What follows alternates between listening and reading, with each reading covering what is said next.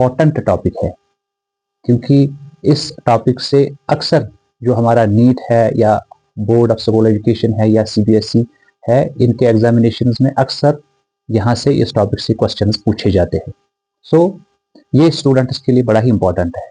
इसके अलावा मेरा मानना है कि जितने भी व्यूअर्स हैं, चाहे वो छोटे हैं, बड़े हैं, मेल है या फीमेल है, उनको भी चाहिए कि वो आज के इस टॉपिक को वॉच करें थ्रू दिस प्रेजेंटेशन, क्योंकि ये ऐसा टॉपिक है, ये ऐसी प्रोसेस है जो ह्यूमन फीमेल्स के अंदर तो होती है, लेकिन इसकी इन्फ्लुएंस सोशल लाइफ पे, मॉरल लाइफ पे, एथिकल लाइफ पे और फैमिलियल लाइफ पे पड़ती है।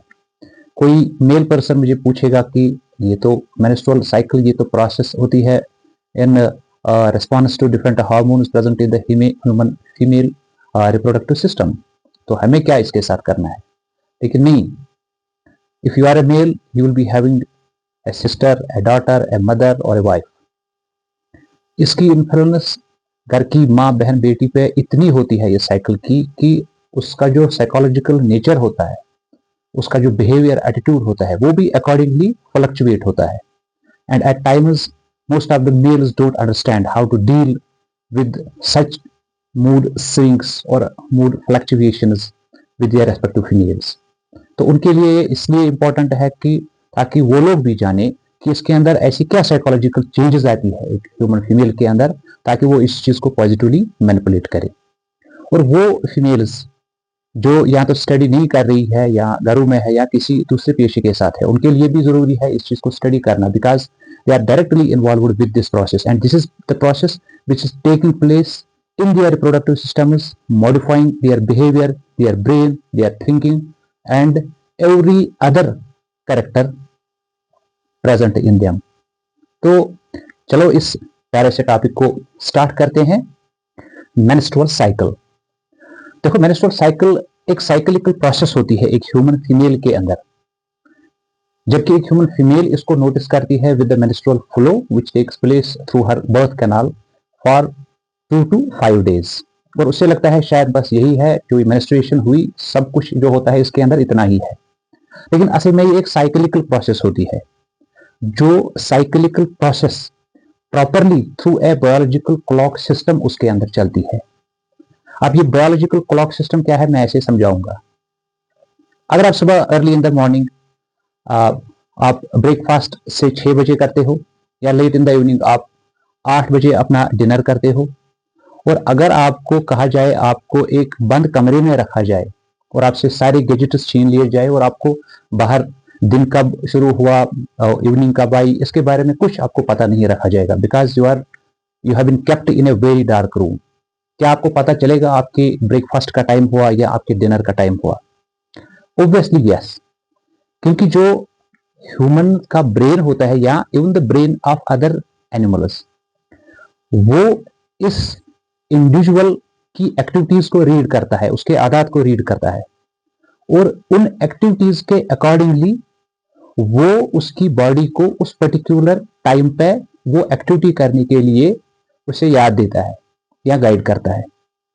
तो इसी तरह आपने देखा होगा, कुछ लोग ऐसे होते हैं जो कहते हैं कि साल में हमें उस महीने में नेजल इन्फेक्शन होती है या कोल्ड होता है।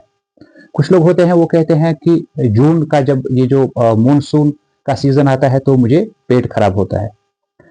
कुछ लोग होते हैं कि जो कहते हैं कि उस मंथ में when there is flowering season of the plants तो मुझे एलर्जिक रिनाइटिस की शिकायत होती है। तो ये जो उनके अंदर क्लॉक सेटल्ड है, ये क्लॉक उनके अंदर काम कर रहे हैं साल में एक बार। तो इस तरह की बायोलॉजिकल क्लॉक्स को कहते हैं सर्का एनुअल क्लॉक्स। वो बायोलॉजिकल क्लॉक जो ऑपरेट होती है एनुअली, साल में एक बार, तो उस क्लॉक को कहते हैं सर्का एनुअल क्लॉक। इसी तरह कुछ लोग होते हैं कि जो डेली बेसिस पे, जिनको इस टाइम पे भूख लगती है, इस टाइम पे उनको वॉक पे जाना होता है, इस टाइम पे उनको early in the morning they used to get up या they used to visit their bedroom. तो ये कुछ एक्टिविटीज जो होती है, इन एक्टिविटीज को लेके भी हमारा जो ब्रेन होता है वो हमें अकॉर्डिंगली गाइड करता है, चाहे हम उस टाइम वॉच को, टाइम को देखें या ना देखें, डजंट मैटर। ये बायोलॉजिकल क्लॉक सिस्टम चलता है। तो ये जो डेली बेस्ड क्लॉक सिस्टम चलता है उसे कहते हैं circadian clock, day wise. Circa means about, dian means day. तो इसी तरह जो मेंस्ट्रुअल साइकिल है ये ह्यूमन फीमेल मैच्योर जो होती है उसके अंदर 28, 29 या 30 डेज के आसपास का टाइम लेता है ये साइकिल। फिर रिपीटेडली मेंस्ट्रुएशन होती है after completion of these 28, 29 days. तो ये जो रिपीटेशन ऑफ दिस प्रोसेस होती है, इस रिपीटेशन ऑफ प्रोसेस को ये फीमेल ऑब्जर्व करती है विद द मेंस्ट्रुअल फ्लो, इसलिए इस रिपीटेशन ऑफ प्रोसेस को कहते हैं मेंस्ट्रुअल साइकिल। और ना ये सर्काडियन रिदम है और ना ही ये सर्काएनुअल रिदम है, क्योंकि ये एक लूनर कैलेंडर मंथ के अंदर इसकी रिपीटेशन होती है। आपको पता है लूनर कैलेंडर मंथ जो होता है उसमें 28, 29 डेज के आसपास का टाइम होता है, इसलिए ये वाली जो बायोलॉजिकल क्लॉक है ये है सर्का लूनर बायोलॉजिकल क्लॉक। तो menstrual cycle is actually a circa lunar pertaining to lunar month, not solar month, which would have accounted for 30 to 31 days.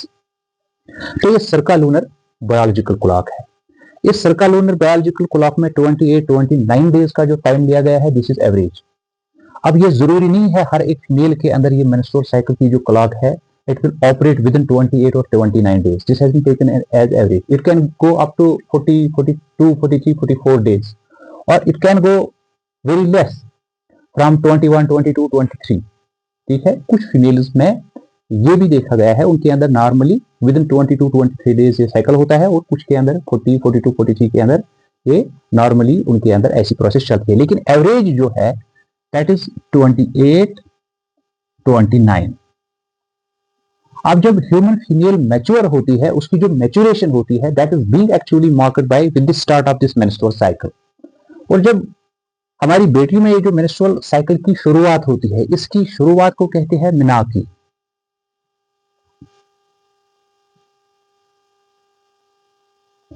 And it will continue throughout her reproductive life, throughout her reproductive years, almost 40 years के आसपास last वाले topic में हमने देखा था।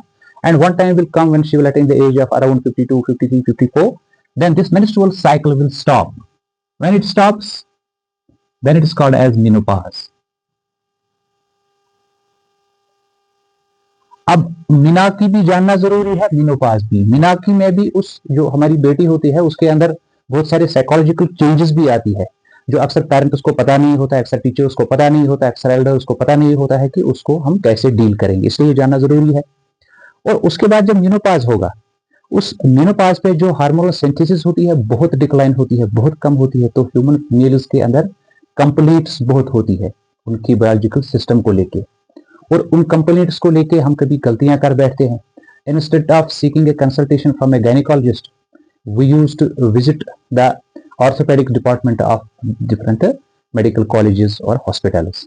हमें लगता है शायद कैल्शियम वगैरह की डिफिशियंसी, इसलिए ये जो हमारी माँ है, बहन है, उसके अंदर जोड़ों में दर्द है, ये चीजें वो चीजें हैं। ठीक, तो यहाँ भी उस चीज को अंडरस्टैंड करना है what changes are actually taking place when she attains the age of menopause, इसलिए ये बड़ा जरूरी है। तो ये जो मेंस्ट्रुअल साइकिल है इसको अंडरस्टैंड करने के लिए इसको 3 फेजेस में डिवाइड किया गया है। Before starting the phasal changes which take place in the whole menstrual cycle, मैं यहाँ पे आपसे पूछना चाहूंगा कि इसके अंदर जो स्ट्रक्चर्स इन्वॉल्व होते हैं, जैसे ओवरी है, डेफिनेटली जैसे ब्रेन है, और जैसे फीमेल रिप्रोडक्टिव सिस्टम के अंदर जो यूटेरस है, वॉम्ब है, ये 3 जो मेन स्ट्रक्चर्स इसके अंदर इन्वॉल्व है वो कौन सा स्ट्रक्चर है जो असल में इस प्रोसेस को रेगुलेट करता है। अक्सर हमें लगता है कि शायद यूटेरस है, क्योंकि यूटेरस की ही जो ब्लड सप्लाई होती है, तो उस ब्लड सप्लाई को लेके जो ब्लड वेसल्स होती है उनकी रप्चरिंग से वहां ब्लड आता है, ठीक, और उसके साथ साथ मेंस्ट्रुएशन होता है। तो शायद यूटेरस ही रिस्पॉन्सिबल है सब कुछ करने के लिए। और कुछ का मानना है कि जो ओवरी है, ओवरी से ही एस्ट्रोजन, प्रोजेस्टेरोन सिंथेसिस, फॉलिकल्स या एग वगैरह लिबरेट होता है, तो यही प्राइमरली रिस्पॉन्सिबल है। एक्चुअली प्राइमरली रिस्पॉन्सिबल स्ट्रक्चर जो है दैट इज ब्रेन, ठीक, क्योंकि ब्रेन ही हर एक प्रोसेस को रेगुलेट करता है। और आज के इस टॉपिक में हम जानेंगे कि ब्रेन ही इस मेंस्ट्रुअल साइकिल की साइक्लिकल रिदम को रेगुलेट करता है, इसकी शुरुआत करता है या अल्टीमेटली इसको मेनोपाज तक लेके जाता है।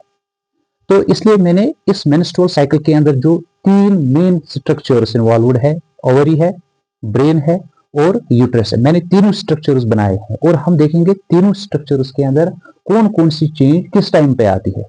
और इसके साथ साथ जो ब्रेन के अंदर चेंज आती है उसके साथ साथ जो साइकोलॉजिकल चेंजेस आती है एक ह्यूमन फीमेल के अंदर थ्रू आउट हर मेंस्ट्रुअल साइकिल, एट टाइम्स उसको खुद भी या उसके जो एसोसिएट्स होते हैं, उसके जो कोलीग्स होते हैं, उसके जो भाई बहन होते हैं, उसका जो हस्बैंड होता है या उसके जो फादर होता है, उनको भी पता नहीं होता है why she has put herself into a mood swing situation, why she is down.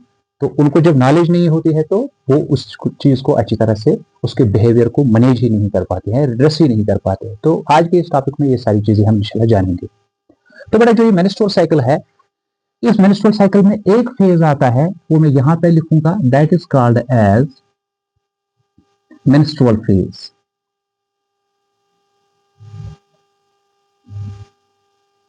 और इसके अंदर दूसरा फेज आता है जिस फेज को कहते हैं प्रोलिफरेटिव फेज।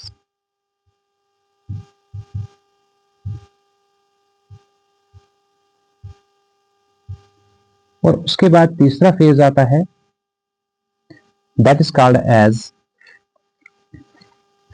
Secretary phase. तो ये जो 3 फेजेस के नाम हमने यहां पे दिए, ये फेजेस, ये नेम्स हैं the changes which are taking place in the uterus of the female during the whole menstrual cycle. तो ये 3 फेजेस के जो नेम्स है, they are in line with the uterus, ठीक है। और इसी तरह से जो ओवरी होती है, इसके अंदर भी थ्रूआउट दिस मेंस्ट्रुअल साइकिल ये फेजेस आते हैं जिनको डिफरेंट नेम से हम जानते हैं। तो पहला फेज जो यहां पे ओवरी के अंदर आता है, that is called as follicular phase.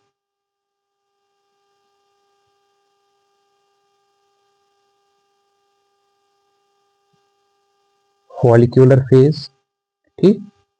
उसके बाद आता है that is called as ovulatory,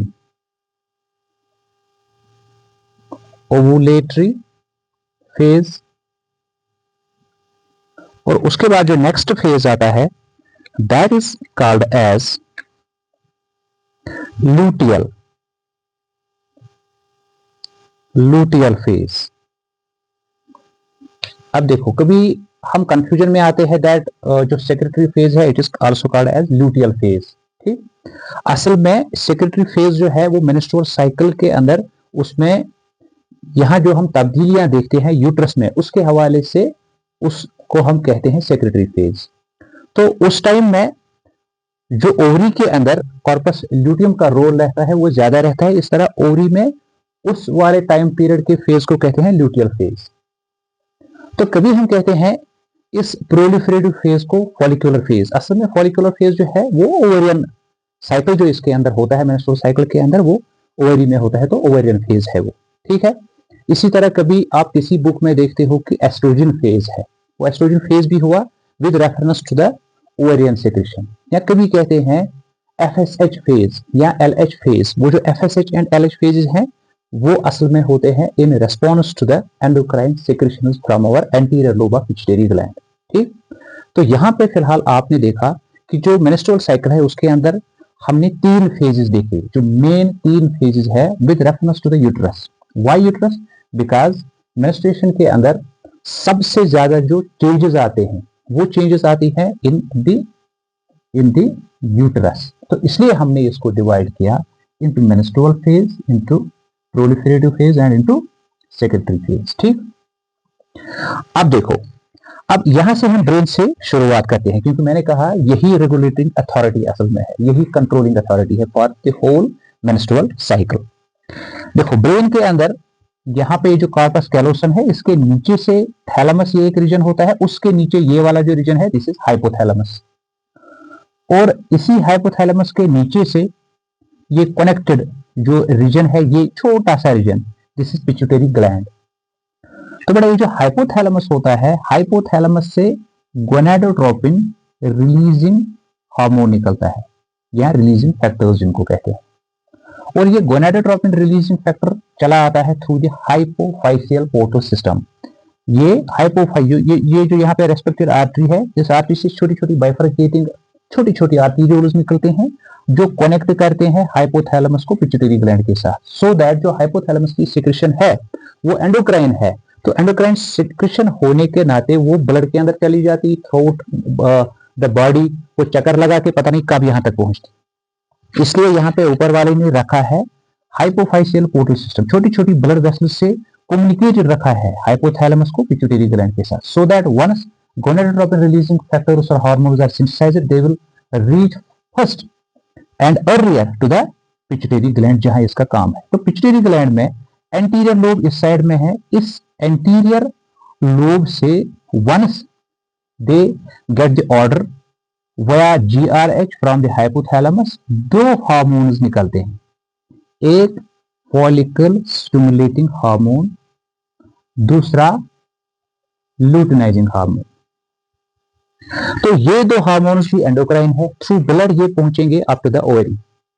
जब ये ओवरी तक पहुंचेंगे, जो फॉलिकल स्टिमुलेटिंग हार्मोन है और जो लुटिनाइजिंग हार्मोन है, ये अपने रेस्पेक्टिव फॉलिकल्स को और ये अपने रेस्पेक्टिव कॉर्पस ल्यूटियम को इंड्यूस करेगा to synthesize their hormones. Luteinizing hormone की वजह से निकलेगा प्रोजेस्टेरॉन फ्रॉम द ओवरी, और फॉलिकल स्टिमुलेटिंग हार्मोन की वजह से निकलेगा एस्ट्रोजन फ्रॉम द ओवरी। ठीक, अब इन दो हार्मोन्स की सिंथेसिस जब होती है तो ह्यूमन फीमेल के अंदर सेकेंडरी सेक्सुअल फीचर्स आते हैं, जिसमें हाई पिच्ड वॉइस है, एक्यूमुलेशन ऑफ मोर फैट है, डेवलपमेंट ऑफ मेमोरी ग्लैंड्स है, एक्सिलरी हेयर्स है, ठीक है, या अट्रैक्शन अगेंस्ट अपोजिट सेक्स है, इमोशनल बिहेवियर है, good protein synthesis, good calcium metabolism.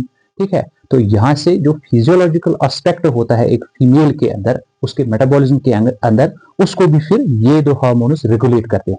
लेकिन अल्टीमेट रेगुलेटर कौन निकला? Brain, hypothalamus. ठीक, तो यहाँ मेंस्ट्रुअल साइकिल की बात करेंगे तो इसलिए हम यहाँ पे बात करेंगे the role of FSH and LH in the maintenance of ovarian cycle within menstrual cycle or the uterine cycle within menstrual cycle. Not only that, we will also discuss the role of these respective hormones over the brain, over the behavior, over the psyche, over the psychological aspect of a human female. तो जो follicle stimulating hormone है, जब menstruation होती है वो होती है almost 1 day से 5th day तक। तो मेंस्ट्रुअल फेज चलता है फ्रॉम 1 to 5। ठीक, और उसके बाद जो दूसरा फेज प्रोलिफरेटिव फेज होता है वो चलता है फ्रॉम 5 to 15th डे। ठीक है, और ये बेटा लास्ट वाला फेज है, that is this secretary phase, वो 15th से ऑलमोस्ट 28th डे तक चलता है। ठीक है, तो ये वाला फेज 13-14 डेज का होता है, ये 10 डेज का होता है, ये 4 से 5 दिनों का होता है। ठीक है, मैं फिर से कहूंगा, जो यूजुअली जो फीमेल होती है वो इस सारी प्रोसेस को सिर्फ मेंस्ट्रुअल फेज में डायरेक्टली फिजिकली नोटिस करती है, या जिसको भी कहेंगे कि मेंस्ट्रुअल साइकिल में ऐसा क्या होता है, वो यही कहेगा there is psychological menstruation as if there is only one phase, that is the menstrual phase. But हकीकत में इसके साथ साथ और दो phases भी है which get operated over the uterus, and इसके साथ साथ ओवरी के अंदर भी ये 3 phases चलते हैं इस menstrual cycle के अंदर, और इसके साथ साथ ब्रेन के अंदर भी तब्दीली आती है जिनके बारे में अभी हम जानेंगे। तो चलो, जब menstruation, once there is menstruation from day 1 and it may continue 2nd, 3rd, 4th or even up to 5th। Suppose 5th day पे जैसे अब मेंस्ट्रुएशन जो है, मेंस्ट्रुअल फ्लो जो है उसका आना स्टॉप हुआ, जैसे ही स्टॉप हुआ तो यहां से फॉलिकल स्टिमुलेटिंग हार्मोन निकलेगा। ठीक है, और ये चला आएगा यहां से, let us suppose this is follicle stimulating hormone, this follicle stimulating hormone will come and it will hear stimulate the ovaries. ये ओवरीज को स्टिमुलेट करेगा कि आपके अंदर ये जो फॉलिकल्स है, प्राइमरी फॉलिकल्स हैं, ठीक, ये सेकेंडरी टेरिशरी फॉलिकल में चेंज हो। तो यहां से फॉलिक्यूलर, यहां से under the influence of follicle stimulating hormone follicular maturation होती है। अब ये जो फॉलिक्यूलर मैच्योरेशन होती है ये कैसे होती है, इस डायग्राम से जानेंगे। पहले जो प्राइमरी फॉलिकुलस है, जो ओजेनेसिस का हमने पिछले टॉपिक पढ़ा है, मैं रिकमेंड करूंगा अगर आपने वो अभी व्यू नहीं किया है, you go and watch that first, then you come to watch this very lecture, फिर उसके बाद आपको आसाइश होगी इसको अंडरस्टैंड करने में। तो यहाँ पे जब ये फॉलिकल स्टिमुलेटिंग हार्मोन आया, इसने फॉलिकल्स को स्टिमुलेट किया। एक तो फॉलिकल्स को स्टिमुलेट किया टू सिंथेसाइज द एस्ट्रोजन, अभी ये छोड़ो, और इसके साथ साथ इसने स्टिमुलेट किया obviously under the influence of estrogen as well, इसका सहारा लेकर भी कि आपके अंदर मैच्योरेशन हो। इसके अंदर जो हमने देखा था during the course of growth phase of the oogenesis, ये primordial follicles, primary follicles stage में पहुंच गए थे। ये प्राइमरी फॉलिकल फिर स्लोली कन्वर्ट होंगे under the influence of FSH and estrogen into the primordial follicle. This is primary follicle and this is primordial follicle. इस primordial follicle में ये जो ग्रेनुलोसल सेल्स है, ये ग्रेनुलोसल सेल्स इस मेन एग को सराउंड करेंगे, ठीक है, और इनके अंदर फिजियोलॉजिकल मॉर्फोलॉजिकल चेंजेस आ जाएंगे। इसके बाद further secretion of follicle stimulating hormone से क्या होगा कि ये सेकेंडरी फॉलिकल में कन्वर्ट होगा। तो सेकेंडरी फॉलिकल के अंदर जो ग्रेनुलोसल सेल्स है ये एक साइड से थीका लेयर बनाएंगे, ठीक है, एक साइड से ये थीका लेयर बनाएंगे, ठीक, और ये थीका लेयर बाहर की ओर रहेगा, इंटरनली ग्रेनुलोसल सेल्स रहेंगे along with this growing egg. और इसके बाद फर्दर FSH एंड एस्ट्रोजन जो है, अब यहां से जो ये देखो, यहाँ पे जब मेंस्ट्रुअल साइकिल के अंदर ओरी के अंदर हम देखते हैं, हमें लगता है कि शायद एक ही प्राइमरी फॉलिकल को अपॉर्चुनिटी दी जाती है to get matured and to get her ovulated, but ऐसा नहीं है। तकरीबन एक मेंस्ट्रुअल साइकिल में 10, 15, 20, 25 फॉलिकल्स को अपॉर्चुनिटी मिलती है, because all those follicles get opportunity to receive the signal from follicle stimulating hormone. तो इस तरह से कई सारे फॉलिकल्स को पहले अपॉर्चुनिटी मिलती है, but at the end of the day एक ही फॉलिकल को अपॉर्चुनिटी फाइनली मिलती है to get converted into the Graafian highly mature follicle to get then ovulated out from the ovary. अब इस चीज को फिर कौन रेगुलेट करता है, who is the gate keeper? तो यहाँ गेट कीपिंग के लिए एक दूसरा हार्मोन रहता है, that is called as AMH। आप याद रखना, ये जो AMH है ये गेट कीपर है। वंस इन फॉलिकल्स को जब ये अपॉर्चुनिटी मिली to get converted into the granulosa cells, the flat cells, the fibroblast type of the cells, ठीक है, और एपिथेलियल सेल्स, जिसको पहले अपॉर्चुनिटी मिली वहां से ज्यादा अमाउंट में AMH सिंथेसाइज होता है। Once AMH is synthesised, it then regulates, it will stop other follicles to put themselves into the process of growth and development in a particular menstrual cycle. तो इसलिए AMH को क्या कहते हैं? इसको कहते हैं गेट कीपर और दिस फॉलिक्यूलर डेवलपमेंट रेगुलेटर। तो इस तरह से कई हमारे जो डॉक्टर्स होते हैं वो in some disorders of the ovaries like PCOS is there, PCOD is there, वो उनको रिकमेंड करते हैं go for a serological AMH test, ठीक। या कभी फर्टिलाइजेशन वगैरह का इशू होता है किसी फीमेल के अंदर, तो AMH टेस्ट को रिकमेंड किया जाता है, क्योंकि अगर ये सेरोलॉजिकली इसकी कंसंट्रेशन कम आती है तो यहाँ से पता चलता है ज्यादा फॉलिकल्स को अपॉर्चुनिटी जो है, ज्यादा फॉलिकल्स को ही अपॉर्चुनिटी मिलती है टू ग्रो, तो उससे थोड़ी प्रॉब्लम होती है। तो इस तरह से अगर AMH की सिंथेसिस बहुत ज्यादा होती है तो यहाँ से पता चलता है शायद ओरी में PCOS है, तो अकॉर्डिंगली डॉक्टर्स ट्रीट। तो ये तो उनका बिजनेस है। यहाँ पे हम देखेंगे कि जैसे ही इसकी रेगुलेशन के तहत एक ही रेस्पेक्टिव फॉलिकल को अपॉर्चुनिटी मिली to get convert into the primordial follicle, then secondary follicle, and then secondary follicle को into the tertiary follicle. Tertiary follicle में आपने ऑलरेडी देखा हुआ है लास्ट लेक्चर में, इसके अंदर यहाँ से लिक्वर फॉलिक्यूल बनते हैं, अंदर से एक कैविटी बनती है, एंट्रम बनता है, उसमें फ्लूइड रहता है, उस फ्लूइड में इन ग्रेनुलोसल सेल्स का एस्ट्रोजन रहता है, ठीक। और इसके साथ साथ एक साइड का ये जो एग होता है इसको पुश किया जाता है एक साइड में, और ये फिर एसोसिएटेड रहता है क्यूमुलस ऊफोरस के साथ, स्टार्क के साथ, ठीक है, पेडिसल जिसे भी कहते हैं, और इसके साथ साथ external layer of theca cells and internal layer of theca cells. इस तरह से थीका एक्सटर्ना और थीका इंटरना भी बनता है। Suppose this is theca externa, तो ये तब्दीली भी इसके अंदर आती है। तो अभी एफएसएच जो है इसकी सिंथेसिस कंटिन्यूअसली रहती है। ये हम पहले फेज के अंदर देखते हैं, what is called as proliferative phase, the changes which are actually taking place within the ovary. तो इसके बाद क्या होता है, ये further synthesis of more and more synthesis of now estrogen. अब ये जो फॉलिकुलर सेल्स है, ग्रेनुलोसर सेल्स है, under the influence of FSH, ये ज्यादा से ज्यादा एस्ट्रोजन को बनाएंगे। तो वो जो एस्ट्रोजन है वो इस टेरिशरी फॉलिकल को हाईली डेवलप्ड ग्राफेन फॉलिकल में या मैच्योर फॉलिकल में कन्वर्ट कर लेगा। ठीक, ये ग्राफेन फॉलिकल है, जिस ग्राफिकल फॉलिकल के अंदर ठीक है एक्सटर्नल कंप्लीटली विजिबल होता है, एसोसिएट रहता है with outside of the ovarian wall, ये जर्मिनल एपिथेलियम जो हम देख रहे हैं। ठीक, और इसके साथ साथ एक साइड में ये जो एग होता है, ठीक, ऑलमोस्ट सेकेंडरी उस साइड स्टेज जो हमने कहा था oogenesis में, वो एक साइड में चला जाता है। ठीक, और ये कैविटी एंटरम फ्लूइड होता है, इसके अंदर जो फ्लूइड का प्रेशर आता है वो ज्यादा आता है, इंक्रीज होता है, क्योंकि under the influence of estrogen ये ज्यादा इसके अंदर एक्युमुलेट होता है fluid, and ultimately it mounts the pressure over this wall, it mounts the pressure over the minute vessels और द वेस्क्यूलर रीजन और the epithelial lining of the ovarian wall. And जो इसके अंदर प्रेशर ज्यादा आता है, प्रेशर ज्यादा आने के साथ साथ यहाँ से ये जो एस्ट्रोजन की सिंथेसिस होती है, एस्ट्रोजन, वो एस्ट्रोजन की सिंथेसिस बहुत ज्यादा होती है, क्योंकि अभी फॉलिकल्स फुली मैच्योर्ड है, ग्रेनुलोसर सेल्स फुली मैच्योर्ड हैं। ये एस्ट्रोजन अब ब्लड में चला जाएगा। ब्लड में चले जाने के बाद ये एस्ट्रोजन पहुंचेगा अप टू द ब्रेन, ठीक, up to the hypothalamus and respective pituitary gland.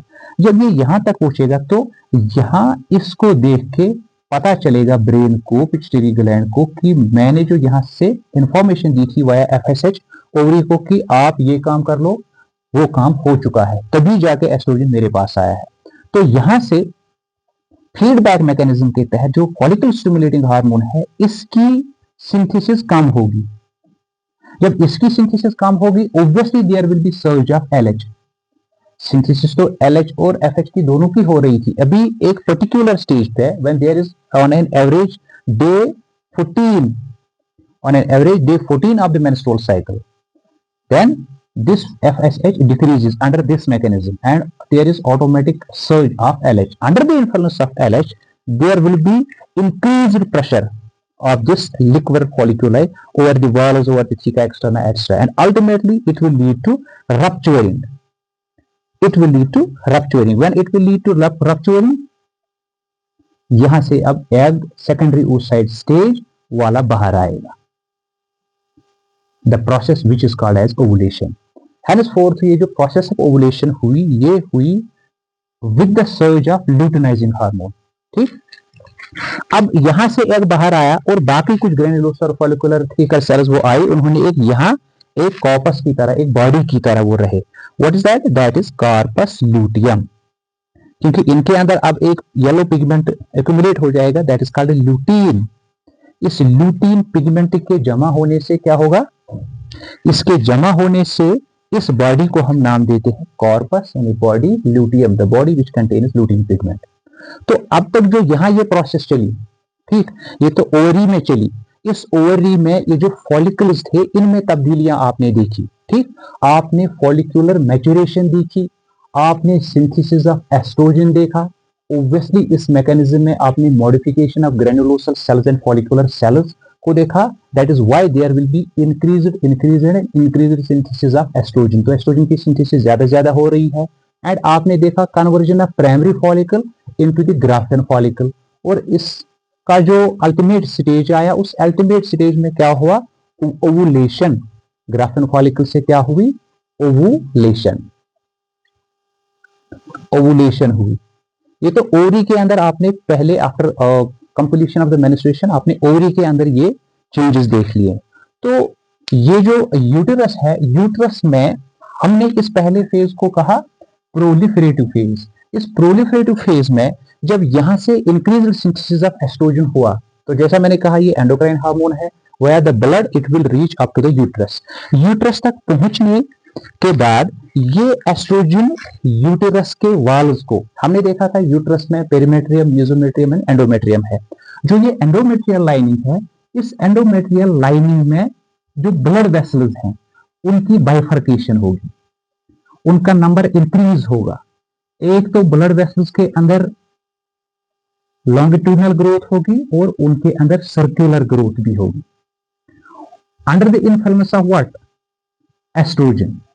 तो एस्ट्रोजन से मोर एंड मोर छोटी छोटी ब्लड वेसल्स, आर्टरीज इनफैक्ट, उनके अंदर लॉन्गिट्यूडनल ग्रोथ भी होगी एंड सर्कुलर ग्रोथ भी होगी, और उसके साथ साथ जो इप्सिलर लाइनिंग है वो भी डायमेंशनली इसको कवर कर लेगी। ठीक है, तो इस तरह से इस प्रोलिफरेटिव फेज के अंदर जो फीमेल्स के अंदर जो नेक्स्ट यानी सेकंड स्टेप होता है, सेकंड फेज होता है मेंस्ट्रुअल साइकिल का, इसमें होगा proliferation of blood vessels, proliferation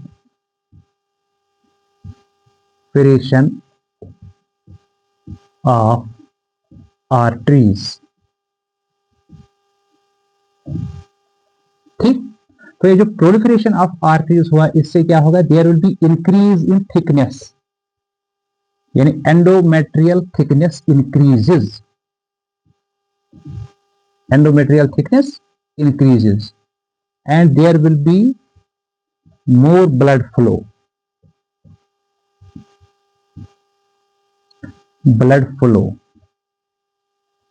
जब ब्लड, ये जो यहाँ दूसरा एक कवर सा बना एंडोमेट्रियम के ऊपर से, इसे कहते हैं एंडोमेट्रियल फंक्शनैलिस, क्योंकि ये इसकी जो थिकनेस जब इंक्रीज हुई, फंक्शनली इसके अंदर जो है एक तैयारी होती है कंसेप्शन की। If after fertilisation the conception will happen, so conception के लिए जो प्लेंटी अमाउंट ऑफ ब्लड की, न्यूट्रिशन की जरूरत होगी डेवलपिंग एम्ब्रियो के लिए, ये उसकी तैयारी है। So this is what, this is the preparatory, this is the gestational preparation, preparatory time for gestation। इस फेज में under the influence of oestrogen, endometrial lining या यूट्रस को तैयार किया जाता है for gestation, for conception, for placentation, ठीक है, फॉर प्रेगनेंसी। ठीक है, तो इसलिए इसकी जो थिकनेस है वो भी इंक्रीज होती है, ये जो फंक्शनैलिस लेयर है ये भी इंक्रीज होता है। ठीक, अब देखो, अब इसके बाद जब हमने देखा कि एस्ट्रोजन पहुंचा ब्रेन तक, ठीक है, almost at day 14 of the menstrual cycle, जब ब्रेन ने ये रिकॉग्नाइज किया एस्ट्रोजन अच्छी खासी मात्रा में प्रोड्यूस हो चुका है, तो इसने फिर LH को सर्च किया। जब LH को सर्च किया, ये LH अभी इसकी जो कंसंट्रेशन है वो ज्यादा है, इसकी कंसंट्रेशन जब ज्यादा है तो यहां से ये जो LH आया, ये LH विया ब्लड पहुंचेगा up to the corpus luteum.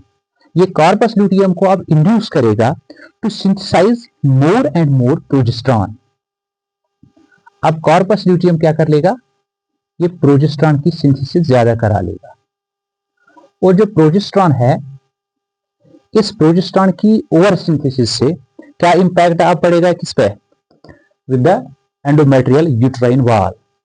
अब इसके अंदर ये जो सर्कुलेटरी ये वेसल्स देख रहे हो, their number will increase, number of circulatory arteries increases,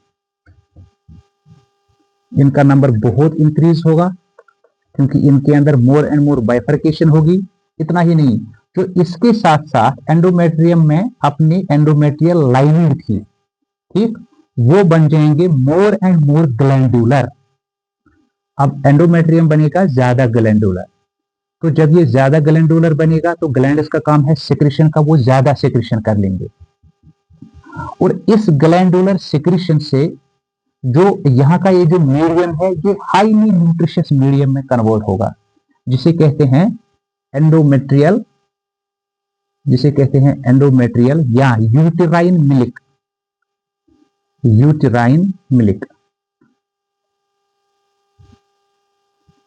अब आपको लगेगा इस यूटेराइन मिल्क की क्या जरूरत है। बेटा, ये जो यूटेराइन मिल्क है, इसके अंदर लिपिड्स होते हैं, कार्बोहाइड्रेट्स होते हैं, प्रोटीन्स होते हैं, ठीक है, तो इससे ये बड़ा न्यूट्रिशियस हो जाता है। क्योंकि जब यहाँ 14th डे पे एग की लिबरेशन हुई, लेट अस सपोज दैट वो एग जो थ्रू ऑस्टिया आया into the ampulla of the fallopian tube, let us suppose that इस टाइम में कपुलेशन की वजह से यहाँ पे एग्स, ये स्पर्म्स पहुंचे और उन्होंने एग को फर्टिलाइज किया, और ये फर्टिलाइज्ड एग अब through the process of development, through the process of formation of मरूला, blastula and even blastocyst यहाँ पहुंच सकता है। इस ब्लास्टोसिस्ट को कंसेप्शन होने में या कंसीव होने में यहां से लेके यहां तक 7-8 दिन तो कम से कम लगेंगे। उन 7-8 दिनों में इस डेवलपिंग एम्ब्रियो को न्यूट्रिशन की जरूरत है। वो न्यूट्रिशन प्रोवाइड होता है through endometrial uterine milk. So that is why in this phase there is more endometrial glandular secretion into the lumen of uterus, and that is why this phase is called here as secretory phase, क्योंकि यहाँ पे secretion of these respective glands ज्यादा होती है। और इसके अंदर, इस फेज के अंदर there is plenty of growth with respect to the wall of the uterus, so thickness increases up to its peak. Thickness, endometrial thickness reaches its peak. अगर यहां पे कंसेप्शन होती है, ठीक, जैसे ही कंसेप्शन होती है तो कंसेप्शन के होने से जो यूट्रस होता है और कंसेप्शन में जो सेल्स पार्टिसिपेट करती हैं, which are supporting cells to the egg, which are supporting cells to the zygote, फिर वहां से वो वाला रीजन सिंथेसाइज करते हैं बहुत सारे केमिकल्स, बहुत सारे हार्मोन, जिनमें एक एसेंशियल है ह्यूमन कोरियानिक गोनाडोट्रोपिन। ये जो ह्यूमन कोरियानिक गोनाडोट्रोपिन है, if conception takes place, reminded, human chorionic gonadotropin via blood चला जाएगा, ये भी ब्लड चला जाएगा, it will reach up to the, ये मदर के ब्रेन तक पहुंच जाएगा। मदर के ब्रेन के अंदर जो हाइपोथैलेमस एंड पिट्यूटरी ग्लैंड है, ये अंडरस्टैंड कर लेंगे कंसेप्शन हुआ है तो ये एलएच की सिंथेसिस को मेंटेन रखेंगे। एलएच की सिंथेसिस मेंटेन रहेगी तो यहां से ये जो कॉर्पस ल्यूटियम है ये मेंटेन रहेगा। ये मेंटेन रहेगा तो कंटिन्यूअसली प्रोजेस्टेरॉन बनेगा, कंटिन्यूअसली प्रोजेस्टेरॉन बनेगा तो कंटिन्यूअसली जो हेल्थ ऑफ यूट्रस है वो मेंटेन रहेगा, यानी प्रेगनेंसी मेंटेन रहेगी। दैट इज व्हाई जो प्रोजेस्टेरॉन है it is also called as pregnancy hormone, इसको प्रेगनेंसी हार्मोन भी कहते हैं। इतना ही नहीं, उस टाइम में जो ओवर सिंथेसिस ऑफ प्रोजेस्टेरॉन अब होगी तो उस ओवर सिंथेसिस ऑफ प्रोजेस्टेरॉन की वजह से यहाँ पे over secretion of mucus glands, ठीक है, ये क्या है यहाँ पे सर्वाइक्स, और यहाँ पे हमने देखा था ये इंटरनल ऑस है। Over secretion of this mucus will lead to the formation of the mucus plug. यहाँ पे एक म्यूकस प्लग बनेगा which will not allow the further entry of the sperms or infectants deep into the uterus to make any disorder to the developing embryo। ठीक, इस तरह से यहाँ mucus plug भी बनेगा। अब देखो, अब यहाँ पे 7-8 दिन तक अगर यहाँ से ह्यूमन कोरियानिक गोनाडोट्रोपिन नहीं आया, इसका मतलब है कंसेप्शन नहीं हुआ। अगर एग फर्टिलाइज नहीं हुआ तो ये एग साइलेंटली नीचे आएगा and it will reach up to this uterine cavity. तो जब ये यूट्राइन कैविटी तक पहुंचेगा, कंसीव होने की एबिलिटी ये भी है ही नहीं इसमें, क्योंकि ये फर्टिलाइज ही नहीं हुआ, तो HCG बनेगा ही नहीं। जब HCG बनेगा ही नहीं तो कंटिन्यूअसली यहाँ पे ब्रेन फिर से अंडरस्टैंड कर लेगा, क्योंकि यहाँ से कोई सिग्नल HCG की आई नहीं, इसका मतलब कंसेप्शन नहीं हुआ है, इसका मतलब कंसेप्शन नहीं हुआ। जब कंसेप्शन नहीं हुआ है तो ये यहाँ से क्या कर लेगा, ये सिंथेसिस ऑफ LH को कम कर लेगा। तो ये जब सिंथेसिस ऑफ LH कम होगा, यहाँ से जो कॉर्पस ल्यूटियम है ये कॉर्पस ल्यूटियम अल्बिकेन्स में कन्वर्ट होगा, यानी ये डिजेनरेट होगा, it will lose the ability to synthesise more and more progesterone. तो प्रोजेस्टेरॉन की सिंथेसिस कम होगी। ठीक, जब प्रोजेस्टेरॉन की सिंथेसिस कम होगी, यहां से अब FSH का सर्ज होगा। FSH का सर्ज होगा तो यहां से FSH के सर्ज के होने से जो नए फॉलिकल्स है उनको अब फिर से इंड्यूस किया जाएगा टू सिंथेसाइज मोर एस्ट्रोजन। जब एस्ट्रोजन की सिंथेसिस फर्दर होगी तो यही एस्ट्रोजन इंस्टेड ऑफ प्रोजेस्टेरॉन पहुंचेगा अप टू द यूट्रस। जब ये यूट्रस तक पहुंचेगा, uterus will understand that it is not progesterone. ठीक है, तो यूट्रस के अंदर स्पाज्मोडिक कंट्रैक्शंस होंगी। समटाइम्स जो कुछ फीमेल्स होती है, they will observe and notice these spasmodic contractions of the uterus, a slight pain to the front or the back side। तो ये जो spasmodic contractions होगी, ये क्यों होगी? In response to estrogen, in response to not progesterone being available to them। इस तरह से यहाँ ये जो circular blood vessels यहाँ पे बनी थी, they will rupture, and when they will rupture, they will release the terminal antigens including blood। Not only in blood, हमने देखा था यहाँ इस सेक्रेटरी फेज में यूट्रस ने इतनी तैयारी की थी, यहाँ पे ये जो एंडोमेट्रियल लाइनिंग में ग्लैंड्स थे वो ग्लैंडुलर लाइनिंग में डिस्टोर्मेट होगी, so there will be release of serous fluid and blood. Egg तो पहुंच ही गया है। ठीक है, तो ये जो यहाँ पे ब्लीडिंग हुई, इस ब्लड के अंदर फाइब्रिनोलाइसिन भी होता है। वो इसलिए होता है ताकि वो ब्लड जो है वो क्लॉट में कन्वर्ट ना हो, तो उसके जरिए से फीमेल के अंदर दिक्कत हो सकती थी। तो ये ऊपर वाले ने प्रोटेक्शन रखी है। तो इन ग्लैंडुलर रीजन से और लिबरेट होंगे special chemicals which are called as prostaglandins. इन प्रोस्टाग्लैंडिन से यूट्राइन कंट्रैक्शंस चलेंगी, और अब जितनी ज्यादा कंट्रैक्शंस चलेगी, जब तक चलेंगी तब तक there will be liberation of blood serous fluid, और वो ब्लड सेरस फ्लूइड इस यहाँ पे ये जो थोड़ा म्यूकस बना था, म्यूकस बनता है लेकिन म्यूकोइड प्लग बनता है जब प्रेगनेंसी होती है। प्रेगनेंसी नहीं हुई थी, थोड़ा म्यूकस था यहाँ पे, ये म्यूकस जो है डिसॉल्व होगा and this blood along with this serous fluid will come out as a menstrual flow and it will continue for 4-5 days, where this phase what is called as menstrual phase। तो menstrual phase में क्या होगा, there will be bursting, there will be, हमने देखा there will be bursting of blood vessels, arterial blood vessels, there will be desquamation of blood,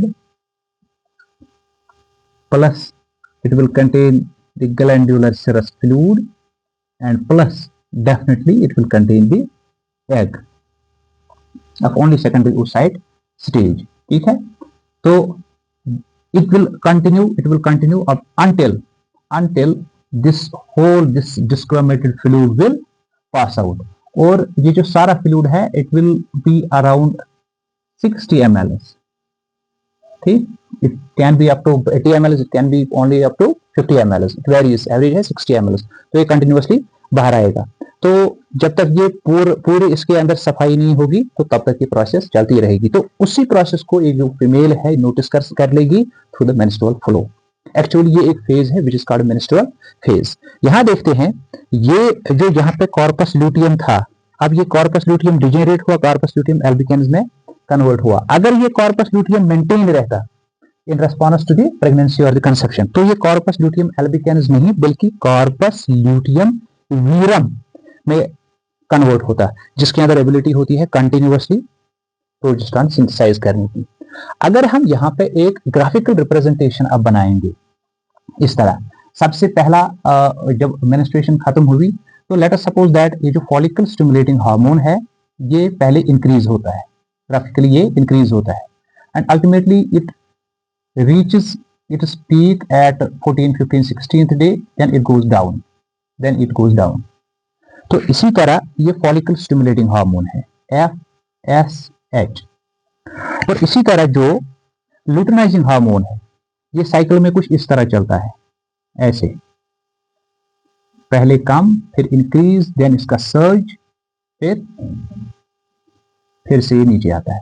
ठीक, तो ये हुआ luteinizing hormone। Under the influence of these two hormones, there is the periodical synthesis of and influenced synthesis of estrogen and progesterone। ठीक है, ये बड़ा complicated होता है एक ह्यूमन फीमेल के अंदर। तो under the influence of FSH, यहां से सपोज ये जो एस्ट्रोजन है इसकी सिंथेसिस पहले, इसकी सिंथेसिस भी अकॉर्डिंगली इंक्रीज होगी, it will reach up its peak, then it will go down. ठीक है, यहां से रेड से मैंने एस्ट्रोजन को रिप्रेजेंट किया, यहाँ ब्लू से FSH को रिप्रेजेंट किया। ठीक, और इसी तरह जो प्रोजेस्टेरोन है, प्रोजेस्टेरोन की सिंथेसिस पहले कम, बहुत कम, लेकिन फिर जो कॉर्पस ल्यूटियम है इससे ज्यादा सिंथेसिस होगी through the secretory phase, and it will reach its maximum, then it will again go down. ठीक है, तो इस तरह से एस्ट्रोजन एंड प्रोजेस्टेरोन की सिंथेसिस साइक्लिकली चलेगी under the influence of FSH and LH from the respective brain pituitary gland।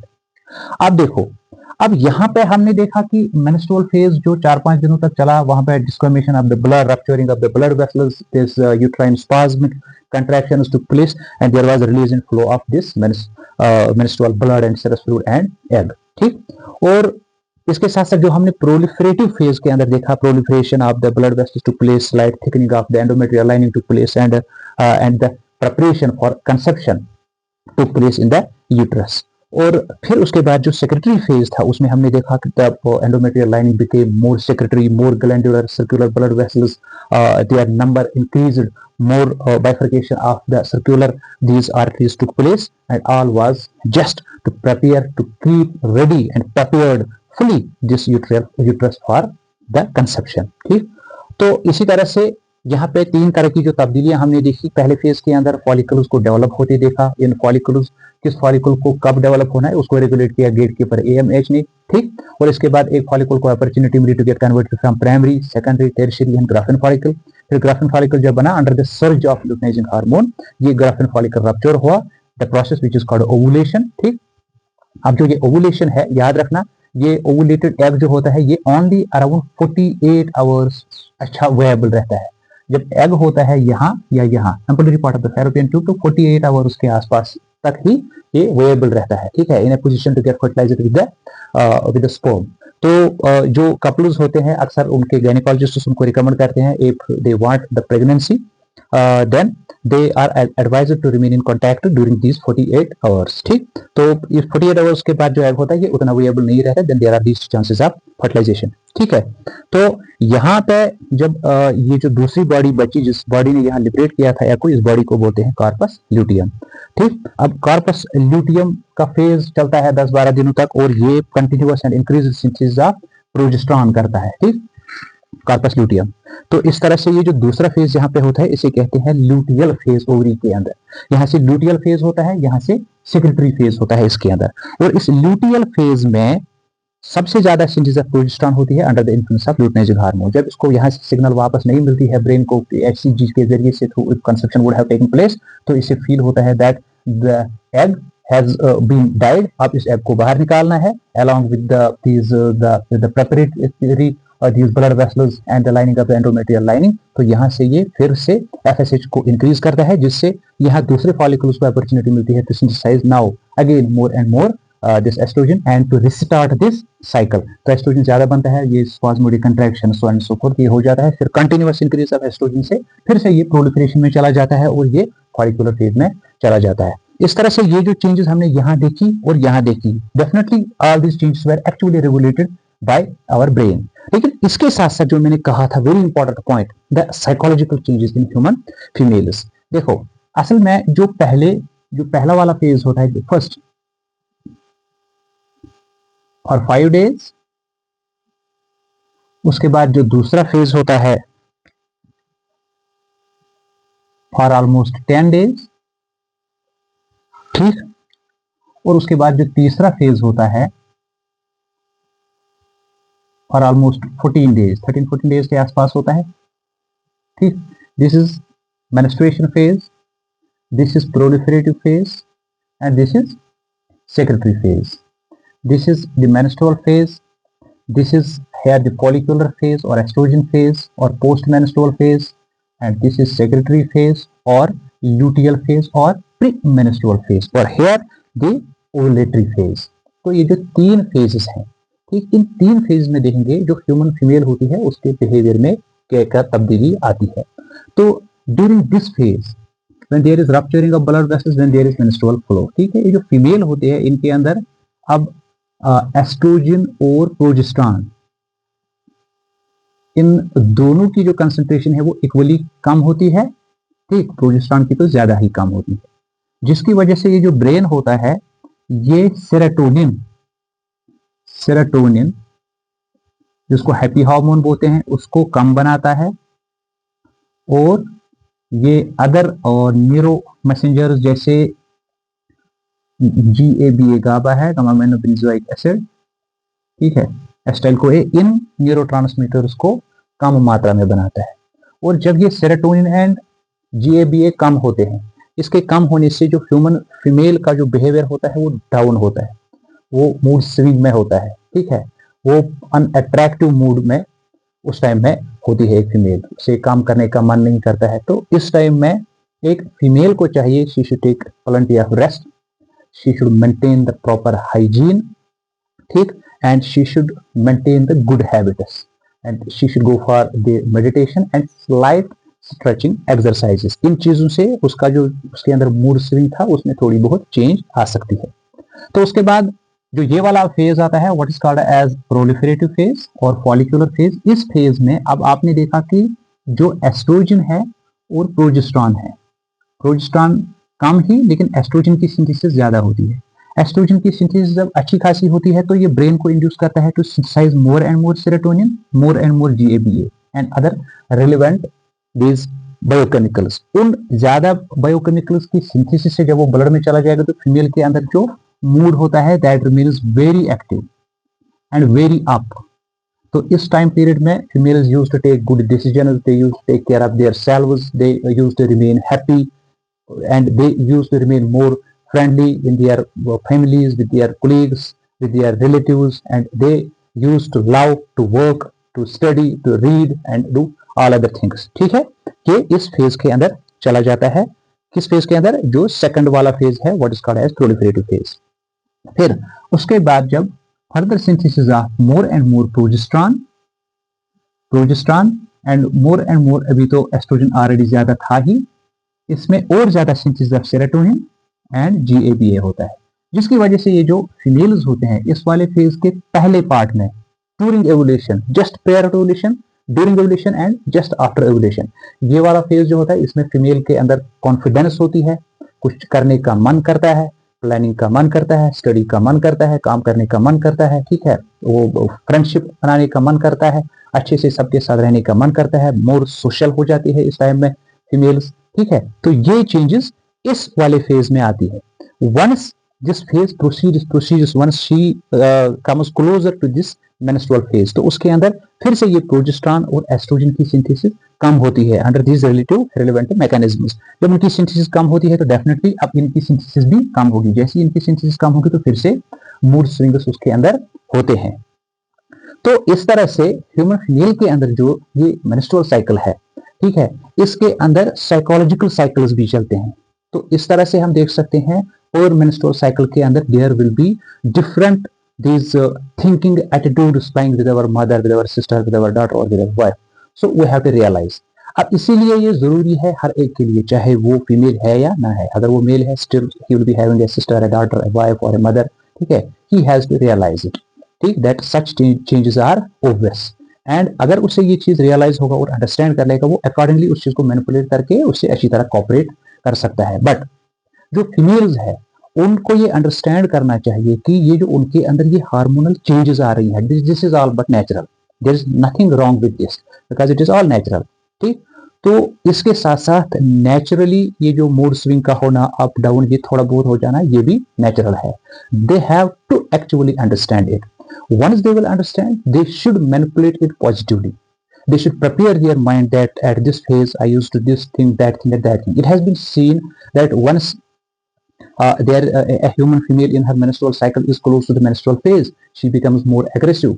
ठीक है, वो झगड़ा ज्यादा कर सकती है, वो नॉन सोशल हो सकती है, नॉन फेमिलियर हो सकती है, she will be taking less care of herself, of their partners or of their relatives। ठीक है, ये तो obvious है, नेचुरल है। बट एक फीमेल को ऑलवेज ये नहीं चाहिए दैट उसका जो पार्टनर है या जो मेल्स है they know all this things, they know nothing. She has to herself keep this knowledge intact within her brain. Then she should manipulate all these biological changes behaviorally। How?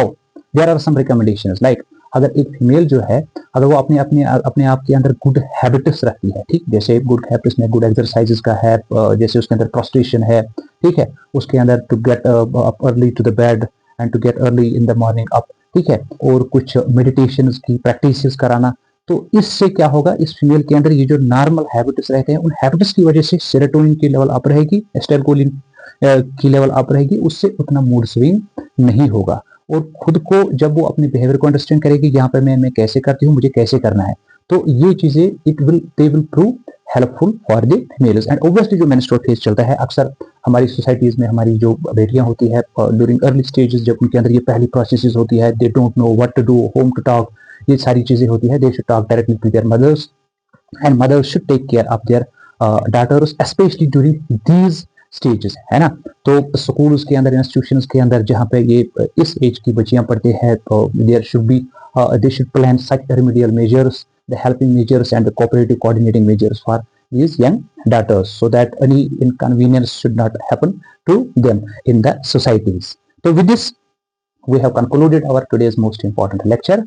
I hope you would have enjoyed it and I would like to recommend my students that ये lecture watch करने से पहले, जो हमने इससे पहले oogenesis का lecture दिया है, आप पहले उसको वॉच करना, उसको वॉच करने के बाद इसको वॉच करना। तो इस लेक्चर में हमने एंडोमेट्रियल चेंजेस देखी, हमने ब्रेन के अंदर चेंजेस देखी, हमने ओवरी के अंदर चेंजेस देखी, हमने साइकोलॉजिकल चेंजेस देखी। ठीक है, तो इस लेक्चर को आप मेरे जो व्यूअर्स है वो इसको वॉच करने के बाद अपनी डे टू डे लाइफ में इससे जो हमने कुछ नॉलेज मिली, इससे हमने जो कुछ सीखा उसको एग्जीक्यूट करने के बाद वो अपनी जो उनकी लाइव्स है, सोशल फैमिली लाइव्स, वो उनको बेटर बनाने की कोशिश कर सकते हैं। मिलेंगे नेक्स्ट लेक्चर में। Till then stay blessed. Allah हाफिज।